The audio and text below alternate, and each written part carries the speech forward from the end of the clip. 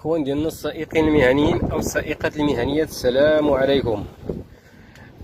كي دايرين؟ بخير؟ كلشي مزيان؟ شوف الموضوع ديالنا اليوم ان شاء الله عندي واحد لومبان، ولكن انا نشارك معكم ان شاء الله هذه المعلومه، حيت حتى انت اخويا يقدر شي نهار تطيح في هذا لومبان هذا، وغادي نوريك ان شاء الله الطريقه كيفاش دير باش ديباني راسك توصل عند الميكانيسيان ديالك. انا اخويا مشات ليا الفيجيره وكتخلط ليا الماء مع الزيت، كتمشي ليا الزيت عند الماء.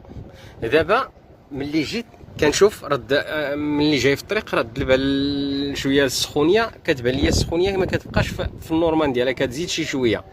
ملي جيت نقلب قلت واش الماء اللي خاصني في القرعه. ملي جيت قلبت اخويا لقيت الزيت يلا بدا كيدوز عندي الماء، كيتخلط ليا الزيت مع الماء. ولكن انا دابا عرفت كيفاش باش نتعامل معاه حتى نرجع عند ميكانيسيان ديالي. حتى انت اليوم ان شاء الله غادي نوريك اخويا كيفاش غادي دير باش ديباني راسك، باش ما تطيحش اونبان في شي خلا او لا شي حاجه. انت دابا شوف عندي الماء، شتيها انت غادي نهز باش تشوفها. يلا بدا الزيت كدوز عند الماء، يلا بدا كيكحلها. شتيه. ولكن انا في الاول راه مازال راه نقيت، راه حيت علاش خويت انا الرادياتور، خويت الماء وليت زدت للكاميو الماء، عاد كترجع ليا السخونيه النورمال ديالها.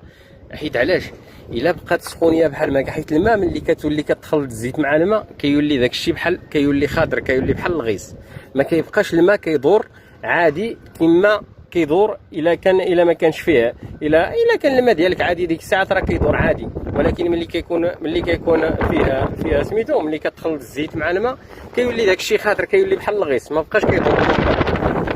الطريقه اللي غادي دير اخويا حتى انت